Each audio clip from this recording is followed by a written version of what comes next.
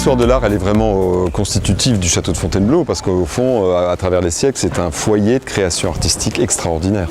Et on voit bien d'ailleurs, les festivaliers sont enchantés de pouvoir aller pendant 3 jours dans des lieux complètement inaccessibles du château pour le découvrir vraiment. Le festival d'histoire de l'art, il est vraiment propre au château de Fontainebleau, hein. C'est une spécificité, c'est un contenu très intellectuel et en même temps très abordable. C'est ça l'idée, c'est de favoriser cette rencontre. Mais c'est vrai que ce festival anime le château, ça en fait un lieu vivant. On a tout cet environnement avec des comédiens, des danseurs, des gens qui vont faire de la musique. Donc voilà, c'est vraiment un festival. Il y a un salon du livre avec 100 éditeurs cette année qui présentent l'actualité de l'édition dans le domaine de l'histoire de l'art. Donc c'est extraordinaire parce qu'on a tous les derniers bouquins qui sont sortis dans ce domaine, les dernières revues. Il y a aussi un festival du cinéma où on projette cette année 70 films autour de la nature ou des États-Unis. Donc il y en a vraiment pour tous les goûts. C'est le travail d'une année qui se présente en 3 jours. Le public qui vient là, c'est un public de spécialistes, c'est aussi un public d'enseignants, c'est beaucoup des enfants et des familles. Pendant les 3 jours, on a toutes sortes de publics qui se rejoignent à Fontainebleau. Alors les meilleures années, on a reçu 34 000 visites. On aura sans doute ça cette année parce que c'est une très bonne édition.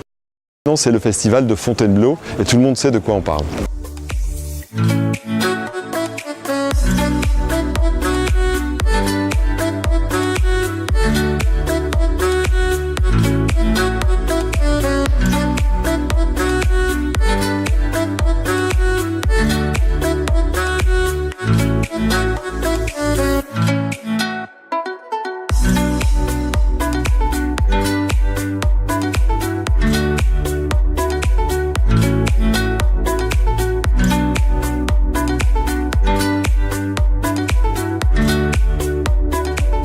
On tient absolument à préserver l'excellence, la qualité, mais sans la simplifier, la rendre accessible à tous. Et nous donnons aussi la parole aux jeunes et aux étudiants et pour nous c'est essentiel.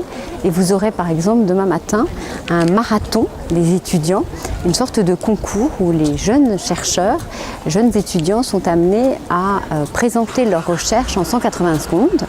Et un jury les écoutera et l'un d'eux sera primé. On a voulu aussi revisiter les mythes et les icônes de l'art américain, mais certains nous ont... Et on les invite aussi à toujours poser un regard décalé, un petit peu différent, pour renouveler et aiguiser la curiosité. Et la volonté de rendre compte en quoi l'histoire de l'art est un vrai enjeu majeur de société. Depuis l'Antiquité, on parle d'histoire de l'art.